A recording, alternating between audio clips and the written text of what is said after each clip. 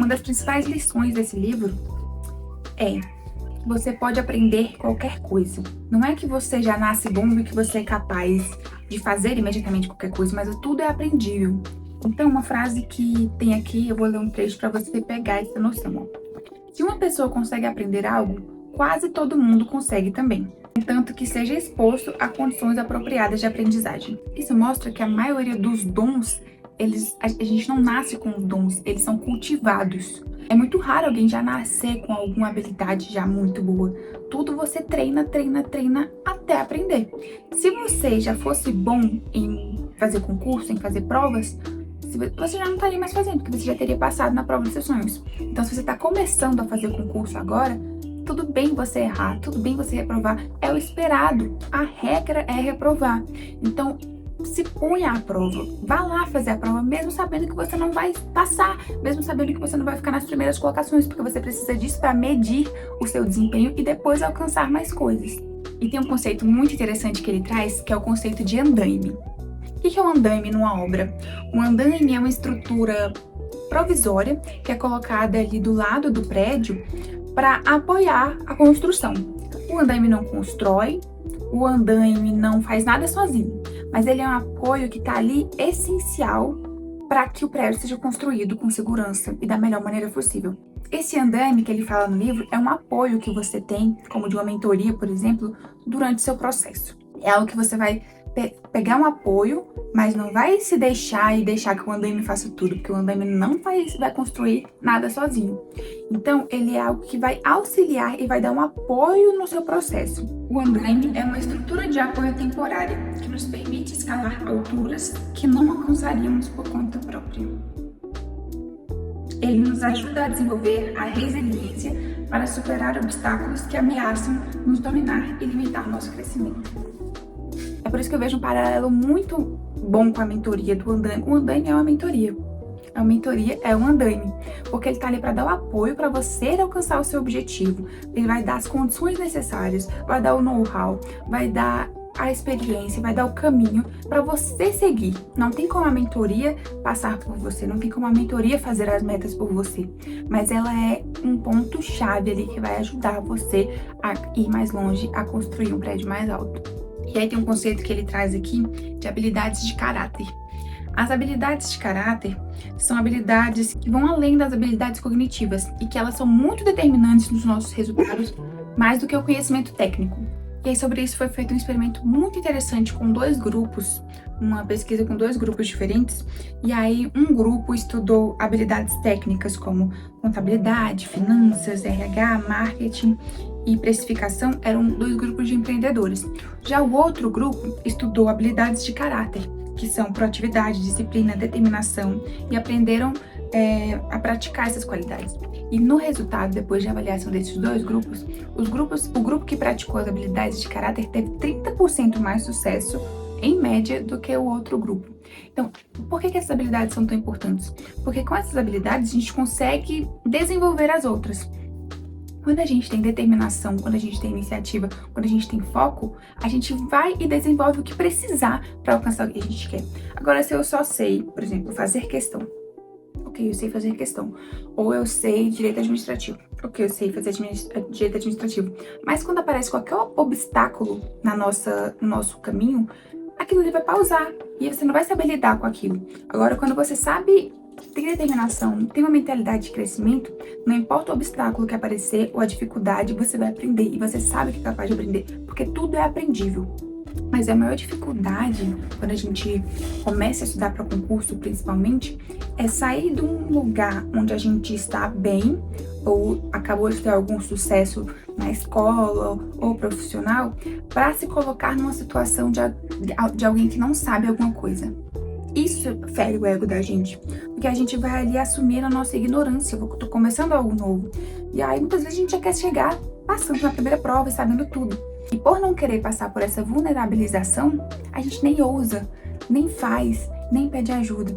Mas esse que é o ponto, a gente só chega lá na frente e aprende a fazer muito bem, aprende a passar em provas muito concorridas, aprende a gabaritar conteúdos daqui do zero, sem saber nada. O zero é importante para você saber aprender. Você só consegue aprender partindo do zero. quando a gente começa a engatinhar, a criança começa a engatinhar, a criança cai, até continuar e até conseguir andar. Mas não é porque ela caiu que ela vai falar, ah, não vou mais tentar andar porque eu caí, então isso não é pra mim. Mas já nós adultos, a gente tem essa tendência de, reprovei nessa prova, então não vou fazer mais porque concurso não é pra mim. Gente, o momento certo de você saber que foi, pronto, tentei demais, já é o momento de parar, é quando você conseguir. Muda o método, muda a estratégia, muda o que for, se tem alguma coisa dando errado. Ou persiste, porque às vezes é questão de tempo. Esse trecho é muito, muito interessante. Então, tomar coragem para encarar o incômodo é uma habilidade de caráter. Uma forma especialmente importante de determinação. São 3 tipos de coragem. De abandonar os métodos conhecidos, de entrar no ringue antes de se sentir pronto e de cometer mais erros do que as outras pessoas fazem tentativas. Nossa, que profundo isso, gente. A melhor forma de acelerar o crescimento é aceitar, buscar e ampliar o desconforto. Vamos destrinchar isso aqui, os 3 tipos de coragem de abandonar métodos conhecidos. Principalmente, aí me vem à cabeça gente que fala, por exemplo, eu só aprendo com videoaula. Eu já fiz outro vídeo aqui explicando que não existe métodos de estudo próprios para cada pessoa. É mito isso, é um mito muito difundido de que fulano funciona mais com áudio, fulano funciona mais lendo, ou fulano funciona mais escrevendo. Isso é um mito, porque todos os métodos funcionam para todas as pessoas. O que acontece? Quando eu tô acostumada a estudar por videoaula, realmente eu vou ter uma facilidade maior para entender o conteúdo por videoaula, mas puramente por causa do meu costume com esse método. Não porque meu cérebro funcione melhor com esse estímulo, mas se eu me habituar a estudar por outro método, que seja leitura, que seja mapa mental ou flashcard, o meu cérebro vai se habituar a ele também e vai ficar bom em aprender nele. Então é muito importante, se a gente vê estudos científicos, por exemplo, falando que a gente aprende mais lendo do que vendo videoaula, a gente se abrir a esse novo método, porque a eficácia do aprendizado é maior. E não se prender a esse mito de que, eu aprendo melhor de um jeito, eu aprendo melhor do outro. Se você não tá aprendendo bem do outro jeito, aprenda a aprender melhor do outro jeito, se ele é mais eficiente para você. Então você tem que estar disposto a mudar e não ficar preso nessas suas crenças, porque se você quer um resultado diferente, você tem que fazer uma coisa diferente. Se o método que você está fazendo não tá dando o resultado que você quer, mude. Então, primeira coragem é a coragem de abandonar os métodos conhecidos. O segundo é de entrar no ringue antes de se sentir pronto. Esse é muito importante, porque a gente vê toda hora a gente falando, eu não vou fazer a prova porque eu não estou me sentindo pronto, eu não estou me sentindo pronta. Deixa eu te contar uma coisa, você nunca vai se sentir pronto. Nunca. Você nunca vai conseguir ver todas as possibilidades de questões que podem ser cobradas na sua prova. Você sempre vai para a prova com o máximo que você fez, com o máximo que você poderia ter feito nas condições possíveis. E muitas vezes isso vai ser suficiente, muitas vezes não. Quem vai dizer se você é capaz ou não vai ser a prova, não vai ser você. Não vai ser você que já vai desistir antes. Muitas vezes a gente entrega o jogo pra falar. Isso é uma maneira de se proteger, pra falar, não, eu não reprovei, eu não fiz a prova. É a mesma coisa que você dissesse, eu só não passei porque eu não fui lá fazer.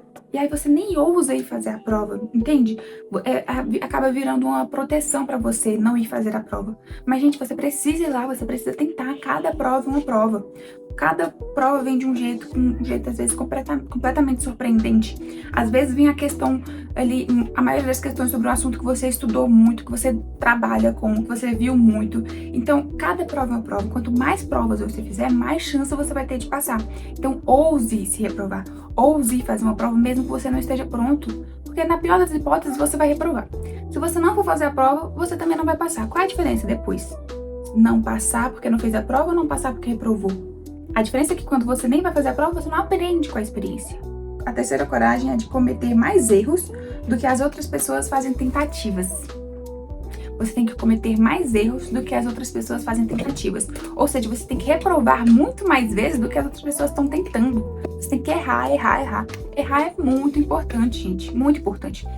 E aí eu preciso falar das minhas reprovações para que vocês se sintam à vontade com fracassar também. Porque todo mundo fracassa. Eu não nasci passando em concursos bons. Eu não nasci passando em vários concursos um atrás do outro. Eu reprovei muito. Eu vou abrir depois da prova. Se eu abrir meu navegador aqui de banca CESP, FCC e ADES, vai ter um monte de concurso lá que eu me inscrevi, que eu já fiz prova. Alguns eu passei, a maioria não. Você tem que estar disposto a errar. Se você não estiver disposto a errar, infelizmente vai ser muito difícil, porque você só vai fazer as provas em que você acha que tá muito bem, e aí vai colocar uma pressão emocional muito grande nessa prova, e aí acaba que o seu emocional vai te atrapalhar. Não vai adiantar nada ter o conhecimento técnico sobre aquilo. Depois disso, o autor traz uma reflexão muito interessante sobre procrastinação. Ele afirma o seguinte: procrastinação não é um problema de gerenciamento de tempo, é um problema de gerenciamento de emoções. Porque o que a gente está evitando é uma sensação desagradável. A gente não está evitando o esforço em si, a gente está evitando a sensação desagradável que aquele esforço desperta. A gente está evitando o fracasso, a gente está evitando errar a questão, a gente está evitando lidar com aquela sensação difícil. Só que isso é fundamental pra gente conseguir avançar. A gente precisa passar por essa sensação desagradável. É só assim, nada de maravilhoso vai vir de situações fáceis. Vai ser difícil. E a coisa mais difícil é passar por cima desses sentimentos desagradáveis. O mais difícil em estudar para concurso não é sentar a cadeira e aprender conteúdo. O mais difícil em estudar para concurso é lidar com as emoções, é lidar com o fracasso. E é que eu tô juntando já coisas da minha vida que eu aprendi, coisas do livro, tudo isso que eu quero que você entenda para você não cometer os mesmos erros que eu, para você aprender com a minha experiência, para você já ter o melhor resultado o mais rápido possível, da melhor maneira possível. Sobre essa questão dos métodos de estudo, ele diz aqui que a sua preferência não é imutável e que ela serve apenas para alimentar os seus pontos fortes e limitar você de melhorar os seus pontos fracos. Apesar de escutar ser mais divertido em geral, ler melhora a compreensão e a memória. Olha aí, você fugindo da leitura, justificando que o seu método é a audição e a videoaula. Por que isso? Porque a escuta é muito passiva. E você precisa, quanto mais o seu estudo for ativo, melhor é a fixação. Essa coisa de superar o obstáculo, eu lembro que em um momento eu estudava para concursos fiscais. E concursos fiscais cobram muito contabilidade, né? Eu comecei a estudar aquilo, achei contabilidade é uma coisa de outro mundo, né? É muito complicado. Débito, crédito, negativo, positivo, saldo, depósito. É uma coisa bem contraintuitiva, né? Então eu tive muita dificuldade. E sabe o que eu fiz com essa minha dificuldade de estudar contabilidade? Eu poderia ter falado, isso aqui não é pra mim, contabilidade é muito difícil, ou falar que sou doido, estudo essas coisas, mas eu me matriculei em uma pós em contabilidade. Falei, eu vou estudar isso aqui até eu começar a gostar. Se tá difícil, se tá ruim, eu vou estudar tanto que vai ficar fácil. Então, você vê, uma dificuldade minha, ao invés de eu afastar e procrastinar e não querer enfrentar, eu fui pra cima. Falei, vou matricular numa pós aqui em contabilidade e fui passando por muitas dificuldades para conseguir fazer as tarefas e no final já tava tudo mais claro, já tava tudo mais simples na minha cabeça para entender. E antes disso não foi fácil, porque esse é o complicado. Porque se você quer que aquilo seja fácil, por exemplo, contabilidade é difícil, eu queria que contabilidade fosse fácil. O único jeito de tornar aquilo fácil é estudando muito, entende? Só tem um jeito de fazer aquilo ficar fácil. E aí o Adam Grant diz assim: precisamos praticar uma habilidade até dominá-la, e só assim nos sentiremos confortáveis com ela. Só que é desconfortável praticar antes de dominar alguma coisa, então costumamos fugir disso. Para acelerar o aprendizado, precisamos de uma segunda forma de coragem, a bravura de usar o conhecimento à medida que aprendemos. É isso, se você está estudando e você acha que ainda não é suficiente ainda para passar na prova, mesmo assim você precisa ir lá colocar isso à prova, você precisa praticar o que você está estudando. Mesmo que você ainda não tenha aprendido tudo sobre a matéria, mesmo que você não tenha zerado o edital, você tem que colocar à prova aquilo que você já estudou. Entende? É isso que ele está falando aqui, ó. Temos que ter a bravura de usar o conhecimento à medida que aprendemos. Não é só testar o conhecimento depois que você aprendeu tudo. Não, aprendeu pouco? Testa. Aprendeu mais? Testa. Aprendeu mais? Testa. Você precisa entender que o seu desconforto é um sinal de progresso. Eu tenho uma amiga que às vezes a gente tá na academia e ela me pergunta assim: esse exercício tá difícil, Ana? O que você tá achando? Aí eu respondo pra ela: tá um difícil bom. Porque o que adianta a gente tá lá fazendo fisioterapia? O povo zoa, né? Nada contra a fisioterapia, meu Deus, vou ser cancelada. O que você adianta? Eu fui pra lá com o propósito de fazer musculação. Fui pra lá com o propósito de ter uma melhoria ali. E se eu for treinar muito leve, eu vou estar perdendo meu tempo. Eu falei que já que eu vou, vamos pegar um peso, né? E ela me pergunta, tá difícil, né? E eu digo, tá um difícil bom, porque não tá nem fácil demais, que não tem graça, e nem um difícil que vai me frustrar e vai me deixar, que vai me desanimar. Tá um difícil bom, tá um nível bom. Então é isso que você tem que buscar, é o difícil bom. Então se você tá fazendo um exercício ali que tá muito fácil, tá errado. Tá errado que você não tá aprendendo nada, ué. Você sabe de tudo, o que você tá perdendo seu tempo ali. Também não pode ser uma coisa que você vai fazer exercício direto de uma coisa que você nunca estudou, porque aí você nem tem como aprender, assim. Então tem que ser um difícil bom, busca o difícil bom. Essa citação aqui é maravilhosa. Gente, esse livro é incrível, assim. E tudo que eu leio com a cabeça de mentora, de concurseira, né? Então eu consigo aplicar muito isso aqui pra vocês. Olha, presta atenção. Muitos experimentos mostraram que estudantes terão menos probabilidade de errar em testes futuros se forem encorajados a chutar uma resposta errada antes de descobrirem a correta. O que é isso? Isso aqui é o que eu faço com vocês nas leis lacunadas. Vocês têm que tentar responder ali alguma coisa antes de ver a resposta. Só pode deixar em branco se você não tiver ideia, e mesmo se não tiver ideia, põe qualquer coisa ali. Porque muitas vezes, aposto que isso aqui já aconteceu com você. Você pensou, não, eu acho que é essa a resposta, mas não deve ser não. Aí você vai conferir o gabarito, é aquela mesma. E às vezes você deixa em branco a questão, principalmente se é discursiva, você não coloca aquela informação na discursiva porque acha que vai estar errada. Meu Deus, coloca principalmente na discursiva. E aí vai me lembrando um tempo coisas discursivas aqui, mas depois eu vou gravar o vídeo sobre a discursiva. Mas olha só, quanto mais você for estimulado a errar, mais você vai fixar a informação. Por quê? Quando somos incentivados a errar, acabamos errando menos.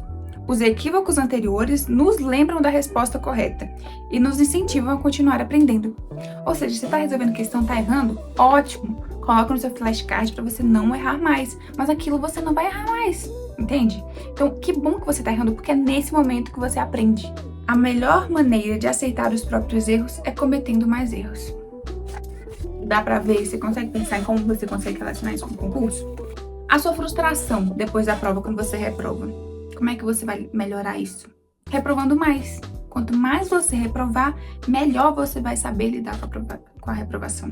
Então é isso que ele tá dizendo, ó. A melhor maneira de aceitar os próprios erros é cometendo mais erro. A melhor maneira de você aceitar a sua reprovação é reprovando mais. E ao mesmo tempo, quanto mais você reprova, menos você erra. Quando somos incentivados a errar, acabamos errando menos. Você fica mais à vontade, você fica mais tranquilo. Aquela pressão tá na sua cabeça, não posso errar, não posso errar, não posso errar. E acaba atrapalhando tudo. Ele termina falando assim, essa parte. Não precisamos alcançar um patamar confortável antes de praticar nossas habilidades. O conforto aumenta conforme treinamos nosso conhecimento. Ou seja, não espere estar confiante, estar perfeito para fazer aquela prova. Quanto mais provas você fizer, mais confiante você vai ficar.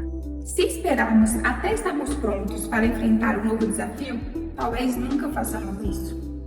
Pode ser que nunca acordemos nos sentindo subitamente prontos. O jeito é nos arriscarmos mesmo assim. Agora ele vai trazer uma reflexão muito interessante sobre o perfeccionismo. Se você está sempre ali buscando o melhor método, o melhor material, o melhor professor, e você não, enquanto você está ali preocupado com método e tudo isso que é mais tangencial, você não estuda. Já viu alguém que faz isso? Olha, eu vou ler o que ele está falando aqui. Pesquisas revelam que, na busca por resultados impecáveis, os perfeccionistas tendem a cometer 3 erros. O primeiro, ficam obcecados por detalhes que não têm importância. Encontrar a solução certa para problemas minúsculos toma tanto seu tempo que lhes falta disciplina para encontrar os problemas que de fato precisam ser resolvidos. Ou seja, a pessoa quer ali, às vezes, encontrar o ambiente perfeito para estudar, e quer encontrar o material perfeito e gasta tanto tempo nisso que ela não estuda. E aí a energia que ela gasta ali é tão grande para uma melhoria, às vezes tão pequena, às vezes realmente faz uma diferença, né? Ter um ambiente agradável e adequado faz diferença. Mas se você gasta essa sua energia com o estudo, com alguma coisa mais profunda, o resultado vai ser muito maior, o ganho vai ser muito maior do que o ganho, às vezes, com ajuste de luz ali. Você realmente vai ter uma melhoria, mas vai ser marginal essa melhoria se comparada com o outro emprego da sua energia, entende? O segundo erro do perfeccionista. Eles fogem de situações novas e de tarefas difíceis que possam levar ao fracasso. Isso faz com que permaneçam refinando um conjunto limitado de habilidades que já possuem, em vez de tentar desenvolver outras. Elas não querem perder a imagem de que é muito boa Ela não quer perder a magia que ela é muito boa em alguma coisa. Então ela fica só aperfeiçoando aquilo que ela já sabe, e isso limita que ela aprenda outra coisa e que vá além e que desenvolva novas habilidades. E o terceiro erro. Os perfeccionistas se martirizam por cometer erros, o que faz com que tenham mais dificuldade para aprender com eles. Falta a compreensão de que o propósito de analisar nossos erros não é envergonhar nosso eu do passado, é educar nosso eu do futuro. O perfeccionista, ele se martiriza pelo erro, sendo que o erro é uma ferramenta, uma oportunidade, um presente muito valioso para você aprender e não errar mais. Você só aprende alguma coisa nova errando. E como é que você vai saber como corrigir aquilo, né? Então, quando você erra, quando você vai numa prova, é obrigatório você pegar o caderno de respostas, se a banca disponibiliza, é claro. Você tem que pegar aquele caderno de respostas e estudar todas as questões que você errou. Porque se você não estuda, você vai fazer outra prova daqui a um mês que vai cair a mesma coisa e você vai errar de novo. Não tem condição, né? Ali você tá dando de presente para você um material de estudos. Aquele erro você não pode cometer mais. Mas a perfeição, ela é importante? Ela é. Mas a gente tem que lembrar que ela é uma utopia. Ela é uma miragem. A gente busca sempre melhorar, mas a gente se aceita quando a gente é imperfeito. Porque faz parte do processo. E a gente só vai chegar mais perto dessa perfeição quanto mais erros a gente cometer. E aqui no livro ele aborda essa questão de que às vezes a gente tem muitas expectativas internas e externas devido aos nossos desempenhos anteriores. Olha só. Com conquistas, as expectativas tendem a aumentar. Quanto melhor é nosso desempenho, mais exigimos de nós mesmos e menos percebemos as melhorias graduais. É por isso que eu falo que a gente tem que se recompensar, a gente tem que reconhecer nossas pequenas vitórias e a gente tem que ser bom conosco mesmos. Não é uma coisa, eu não sou da abordagem de que tem que ser duro, rígido e vai lá e grita e pressiona pra pessoa ser produtiva. Não, isso não leva a lugar nenhum. A gente precisa ser compreensível com a gente mesmo para que isso seja sustentável. Então, olha só. Ser gentil consigo mesmo não é ignorar seus pontos fracos, mas se dar permissão para aprender com as decepções. Nós nos desenvolvemos ao aceitar nossas falhas, não ao nos punirmos com elas. Perfeccionistas costumam achar que um único erro fará deles um fracasso. As pessoas não julgam sua competência com base em sua performance. Na verdade, as pessoas julgam nosso potencial por nossos melhores momentos, não pelos piores. E se você se tratasse com essa mesma benevolência? Às vezes a gente acha que se a gente fizer uma coisa errada, vai estar todo mundo olhando, né? Se a gente tropeça na rua, tá todo mundo olhando e rindo da gente, mas lembra que você não é tão importante assim. Você é importante sim pra você mesmo. Eu sou importante assim pra mim mesma. Mas não pros outros. As outras pessoas não estão nem aí pra você. Talvez faça dar uma risada ali, beleza, e daqui 20 segundos nem lembra mais. E esses experimentos provaram que as pessoas ficam com a sua impressão mais pelas suas performances positivas do que pelas suas performances negativas. Consegue ver a relação com a mentoria? O Andaime libera o potencial oculto ao nos ajudar a abrir caminhos que não conseguiríamos enxergar antes. Ele nos ajuda a encontrar motivação na labuta diária, nos impulsiona diante da estagnação e transforma dificuldades e dúvidas em fontes de força. O capítulo 4 vai te ajudar a tornar o seu estudo mais interessante. O título do capítulo é Transformando a Labuta Diária. Como acrescentar paixão à sua rotina. Ele vai dar técnicas de como tornar o seu processo de estudo mais interessante. Não precisa ser chato, não precisa ser monótono. Você pode acrescentar elementos que vão tornar aquilo mais atraente. Porque como você vai aguentar tanto tempo, tantos meses, às vezes até anos, uma rotina chata, monótona, repetitiva? Não há que aguente, né? Tem que ser muito disciplinado. Então, existem maneiras de você tornar isso mais interessante e mais possível. Então, tudo isso muda, por exemplo, o estudo para concurso, muda quando você fala, eu preciso passar no concurso, é diferente de você falar, eu quero passar no concurso. Você vê a diferença de peso? Quando você fala, eu preciso passar no concurso, tem um peso, tem uma pressão, tem uma obrigação. Agora, quando você fala, eu quero, é uma motivação interna. Eu quero passar no concurso, eu quero ter essa recompensa, eu quero isso pra minha vida, eu mereço. Você não vai com mais garra, não é um peso pra você, você já tem um incentivo, algo mais interno e mais forte e mais vívido do que uma obrigação de eu preciso passar no concurso. Entende a diferença? A pessoa é envolvida pela teia do querer. Estou com vontade de estudar. Não vejo a hora de ir para o ensaio. Assim, é mais fácil pegar o embalo. Você entra rapidamente num estado de concentração total em que o mundo desaparece e você e seu instrumento se tornam um só.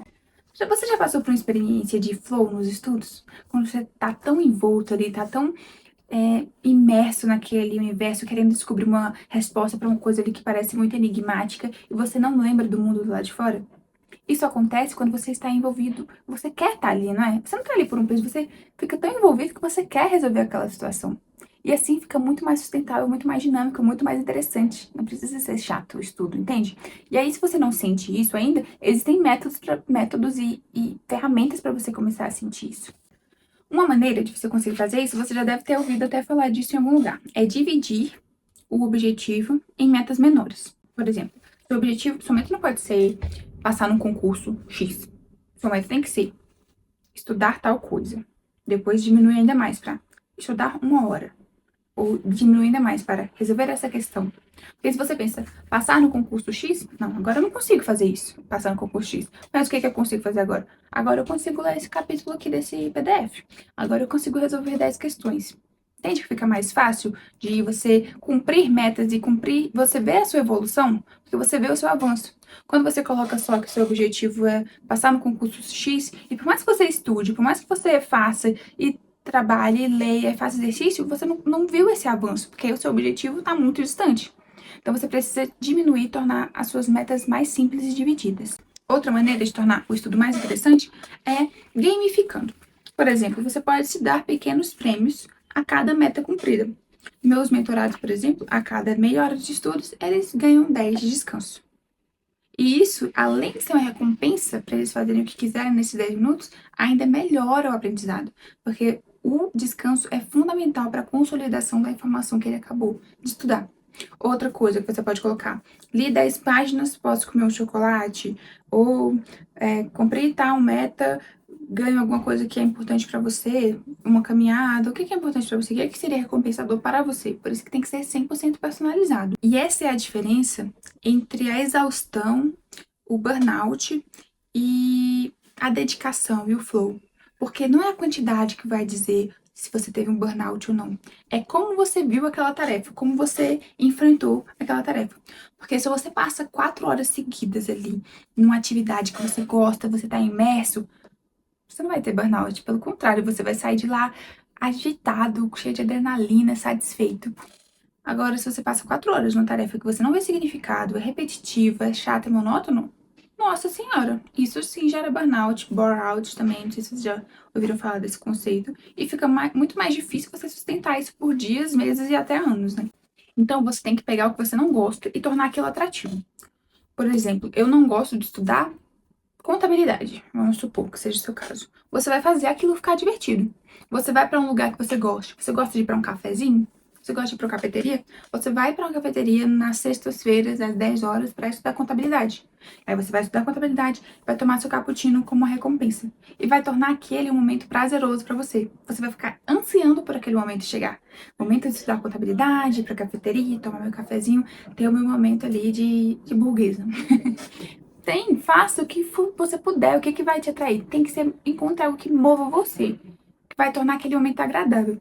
Ah, não, eu gosto de ir pra biblioteca. Eu gosto de ir pra biblioteca tal, lá, que lá é um ambiente muito agradável. Então você vai para aquele lugar para estudar a matéria que é difícil para você. Ah, eu gosto de estudar com o meu amigo, eu gosto de estudar com alguém, com companhia. Peça ajuda de um amigo para estudar aquilo com você, para tornar isso mais dinâmico. E aqui ele fala essa questão do intervalo também, que eu sempre falo para vocês, ó. Fazer uma pausa oferece pelo menos 3 benefícios. Em primeiro lugar, um tempo longe da prática ajuda a manter a paixão maniosa, que é esse flow que eu mencionei. Em segundo lugar, intervalos despertam novas ideias.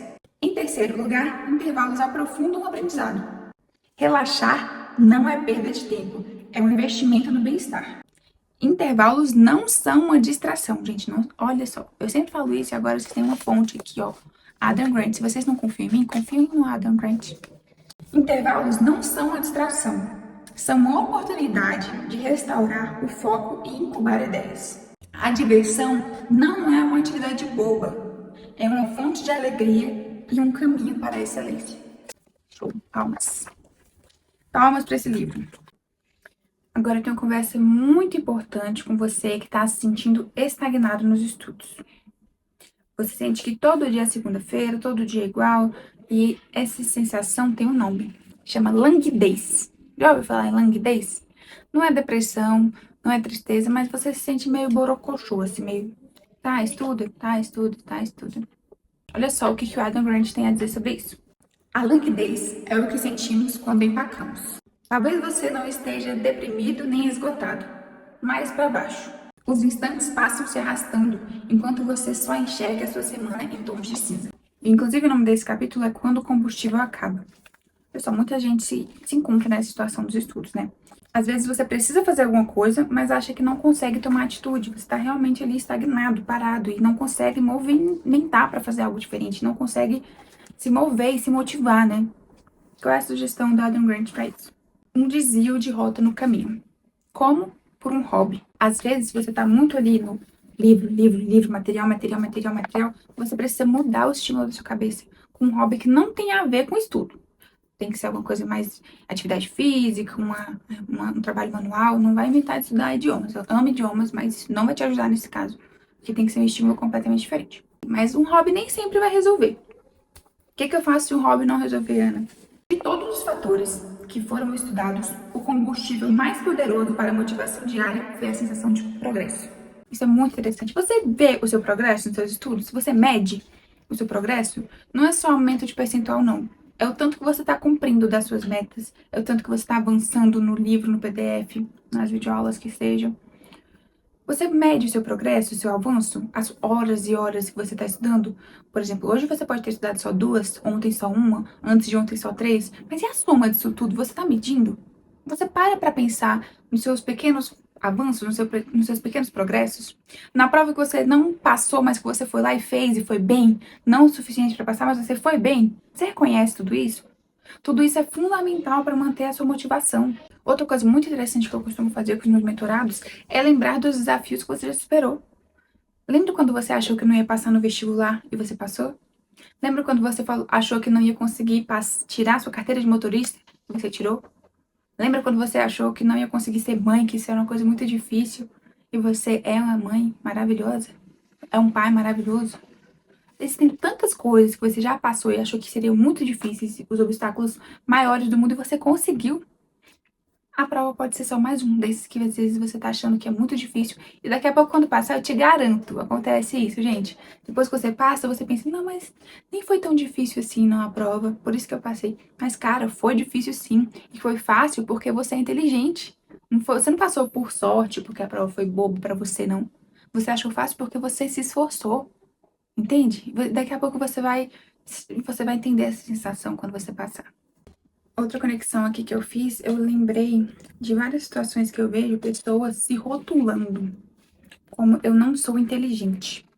Eu escutava muitas pessoas falando assim, às vezes eu animava com alguma prova, né, e falava, vou fazer essa prova aqui e tal, vamos comigo, amiga, vamos comigo, amiga. E eu escutava, não, Ana, mas eu não sou inteligente igual você. E aí a primeira coisa que eu pensava é, ok, mas inteligência se aprende?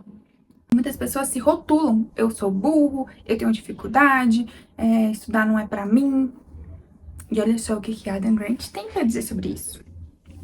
Pesquisas observaram que o medo de confirmar estereótipos negativos diminui o foco e a memória de trabalho, obscurecendo as habilidades de mulheres em provas de matemática, de imigrantes em provas orais, de estudantes negros no vestibular, de adultos mais velhos em testes cognitivos e de estudantes com deficiências físicas e de aprendizado, uma série de avaliações. Ele já ganhou esperando o fracasso. Ou seja, quanto mais você vai esperando o fracasso, mais isso tende a acontecer. Pesquisas científicas mostraram isso.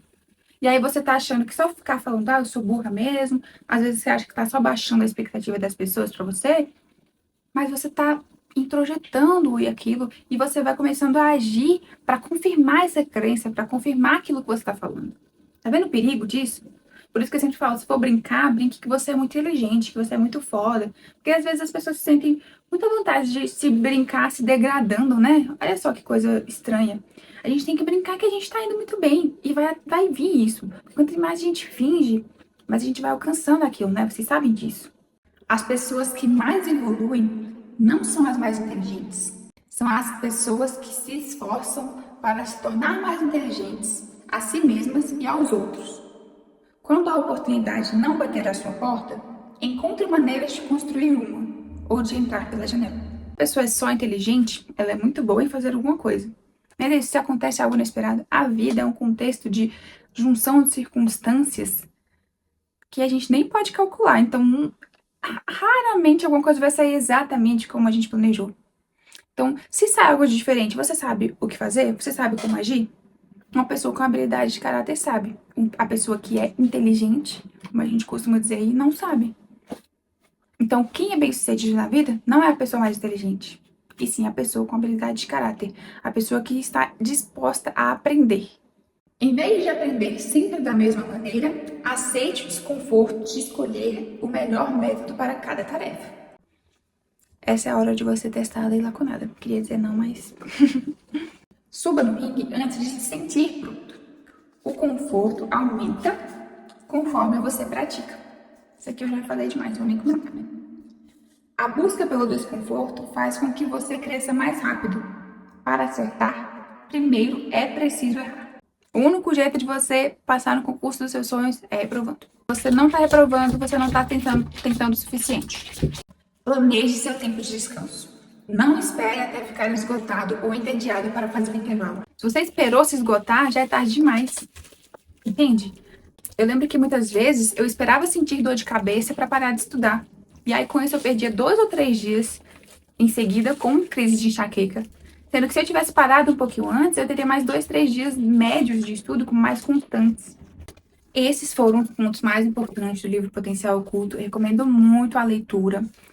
Se você não puder ler, eu já trouxe os pontos mais importantes aqui para você, mas você vai encontrar as justificativas, as fundamentações, os estudos que ele fez para chegar nesses resultados e nessas conclusões que eu falei para você. Vale muito a pena. Ele me ajudou muito e eu senti que eu precisava compartilhar esse conhecimento aqui com vocês, que vai ser muito útil. Assim, eu quero que vocês usem isso na preparação de vocês. Tem muita coisa aqui que eu aprendi na minha vida experimental, estudando para concurso, fazendo provas, e que aqui ele já resumiu para você. E que às vezes eu nem pensaria que isso poderia ajudar alguém, que já tinha na minha cabeça, mas aqui tá tudo escrito, tá tudo fácil para você acessar. Então fica a recomendação para vocês. Se você tem algum livro aí que você acha que é interessante, que pode ajudar também na preparação para concurso, mesmo que não seja diretamente sobre concursos, mas que pode ajudar na preparação, me fala que eu quero saber.